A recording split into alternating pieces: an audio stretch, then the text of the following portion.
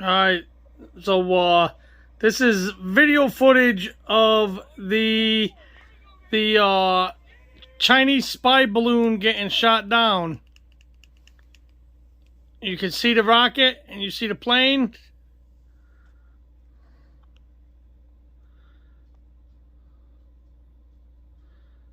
And there you see it got shot down.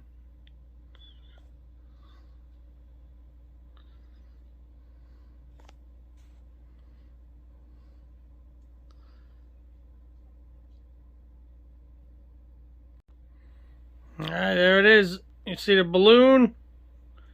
And you see all the... Right there, you see it. Right there's where it got shot down. What they're calling a Chinese spy balloon.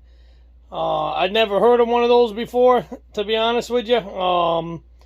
But this thing's been floating across the United States for several days now, and it was over top of I believe it was Myrtle Beach, South Carolina, or Surfside Beach, South Carolina, and the military decided to shoot it down today to try to figure out what they were trying to get with it. So anyhow, guys, just stay vigilant, and God bless you all. God bless the USA.